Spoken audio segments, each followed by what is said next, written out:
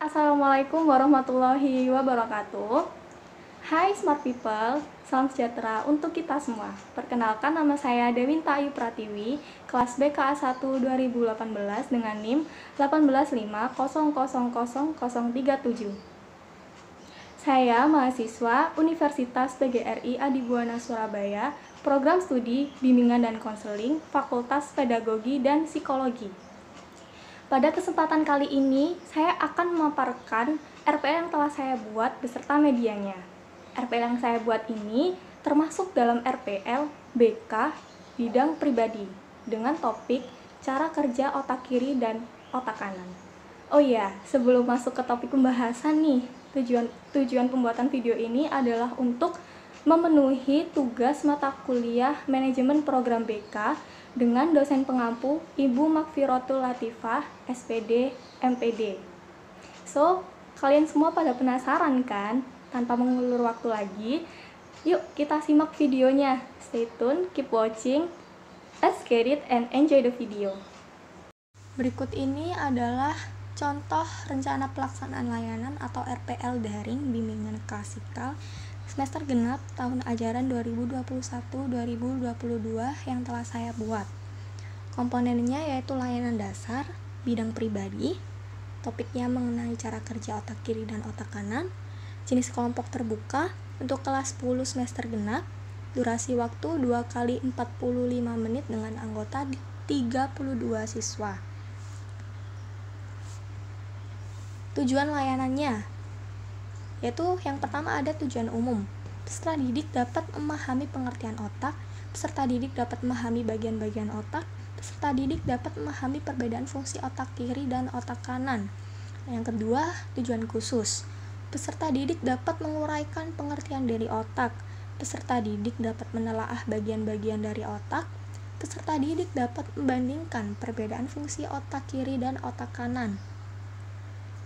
Untuk metodenya terdiri dari alat dan media. Metode berupa daring, ceramah, curah pendapat, dan sesi tanya jawab. Alat dan media berupa HP atau komputer dan laptop yang terkoneksi internet, serta media Powtoon tentang cara kerja otak kiri dan otak kanan. Untuk langkah-langkah kegiatan layanan, yang pertama tahap awal atau orientasi, atau biasa disebut dengan tahap perkenalan ya, di mana memberikan salam atau sapaan dengan penuh semangat dan keakraban kepada peserta didik, lalu mengajak peserta didik untuk mengawali kegiatan dengan berdoa. Sangat penting ya untuk memberikan salam dan menyapa itu, selalu dilanjutkan dengan berdoa juga. Guru BK memberikan pengantar singkat tentang tujuan layanan bimbingan dan konseling, lalu membina hubungan baik dengan menanyakan kabar peserta didik serta membuat suasana kegiatan jadi lebih semangat dengan diawali ice breaking yang bertujuan mencairkan kebekuan di kelas. Jadi ini juga merupakan salah satu faktor penting untuk membina raport ya, yang bisa dilakukan dengan ice breaking. Jadi yang awalnya tadi suasananya masih belum akrab bisa menjadi lebih akrab dengan ice breaking ini. Lalu menanyakan kesiapan kepada peserta didik untuk melanjutkan pembelajaran, seperti itu. Untuk durasi waktunya 5 menit. Yang kedua ada tahap transisi atau peralihan, di mana yang pertama itu memberikan reinforcement atau penguatan positif pada peserta didik selama kegiatan layanan berlangsung.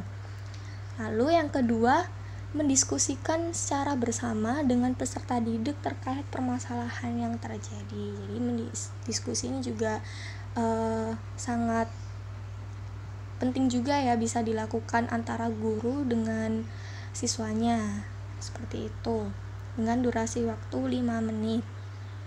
Untuk tahap inti, nih tahap ketiga, guru BK menayangkan media Powtoon yang berhubungan dengan materi layanan, yaitu tentang cara kerja otak kiri dan otak kanan ya.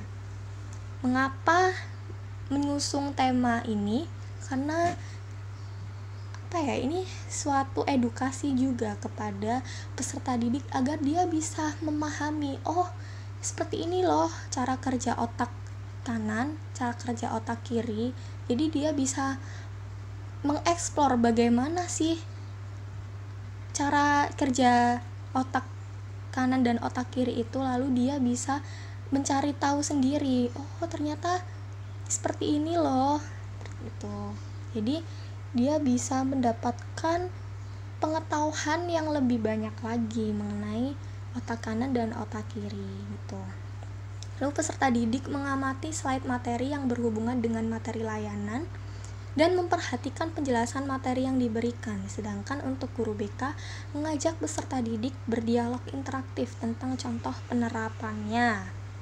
Jadi di sini setelah mengamati slide materi tadi, guru BK mengajak siswanya untuk berdialog agar suasana kelas itu menjadi lebih hidup dan lebih kondusif, serta lebih aktif seperti itu. Jadi murid-muridnya itu tidak hanya diam saja, melainkan dia bisa merespon apa yang dijelaskan oleh guru BK tadi. Lalu guru BK mengajak curah pendapat dan sesi tanya jawab, di mana di sini siswa bisa mengutarakan pendapatnya terkait penjelasan yang sudah dijelaskan oleh guru BK tadi, lalu menanyakan apabila terdapat beberapa materi yang belum bisa dipahami, lalu bisa ditanyakan ke guru BK, nanti bisa dijawab dan bisa diberikan pemahaman untuk siswanya ya. Lalu guru BK memberikan kesempatan pada 2-3 siswa untuk memberikan komentar atas pemahaman dari materi yang sudah diberikan. Jadi bisa menunjuk atau bisa dengan sukarela nih guru BK menawarkan kepada siswa untuk menyampaikan sepatah dua kata terkait materi yang telah dijelaskan tadi. Untuk waktunya terdiri dari 30 menit. Nah, sekarang tahap akhir nih. Tahap akhir ini terdiri atas guru BK mengajak peserta didik membuat kesimpulan terkait dengan materi layanan. Jadi kesimpulan dari penjelasan tadi itu apa, penjelasan yang telah dijelaskan oleh guru BK tadi itu. Lalu guru BK mengajak peserta didik melakukan refleksi atas kegiatan yang telah dilakukan. Jadi refleksi ini semacam penilaian diri ya, untuk mengevaluasi dirinya, bagaimana sih apa hal yang telah dia dapatkan setelah dijelaskan materinya oleh guru BK tadi. Lalu guru BK menyampaikan materi yang akan datang ya nantinya. Lalu guru BK mengakhiri kegiatan dengan berdoa dan salam seperti itu. Jadi setelah menyampaikan materi tadi tuh kan diawali dengan berdoa, lalu diakhiri dengan berdoa juga agar apa? Agar pembelajaran yang dijelaskan tadi tuh bisa masuk dan bisa diterima oleh siswanya. Untuk waktunya terdiri dari 5 menit ya. Nah, yang terakhir ada tahap evaluasi, mana terdiri dari evaluasi proses dan evaluasi hasil. Evaluasi proses, guru BK-nya memperhatikan proses layanan serta melakukan refleksi dari kegiatan layanan klasikal tersebut menggunakan lembar observasi. Lalu evaluasi hasilnya, peserta didik mengisi angket evaluasi setelah mengikuti kegiatan layanan klasikal, antara lain suasana yang dirasakan, pentingnya topik yang dibahas, dan cara penyampaiannya. Nah, di sini karena daring jadi menggunakan link Google Form. Seperti itu. Ini dilakukan setelah pelaksanaan layanan agar apa? Guru BK bisa mengevaluasi terkait materi yang telah dijelaskan tadi atau terkait metode pembelajaran yang telah dijelaskan ke peserta didiknya tuh apa. Pastinya kan ada plus minusnya ya. Jadi yang minus nanti bisa seiring berjalannya waktu bisa menjadi plus untuk metode pembelajarannya ini seperti itu. Jadi evaluasi ini bertujuan untuk menilai bagaimana sih proses pembelajaran ini, apakah sudah efektif, apakah belum efektif, atau apa yang perlu dikembangkan, apa yang perlu diimprove seperti itu. Sekian penjelasan dari saya. Kurang lebihnya mohon dimaafkan. Terima kasih.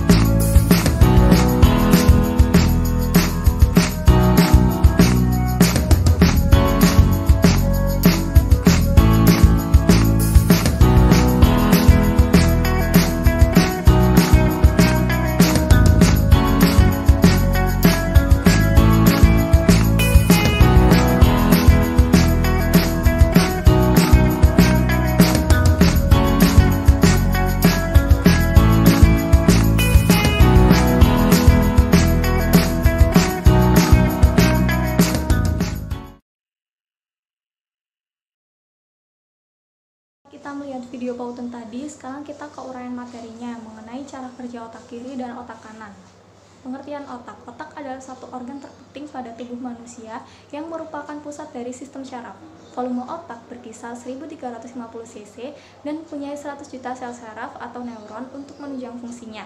Otak terletak di dalam kepala dan mempunyai beberapa fungsi, yaitu pusat regulasi sebagai tindakan yang dialami dan sebagai pusat pengatur organ-organ tubuh, misalnya mengatur kerja jantung, hati, dan sebagainya. Otak merupakan pengendali tubuh. Jika seseorang memiliki otak yang sehat, maka akan mendorong kesehatan tubuh. Namun sebaliknya, jika otak seseorang dalam kondisi yang tidak sehat, maka itu merupakan penyebab dari segala masalah pada tubuhnya. Bagian-bagian otak.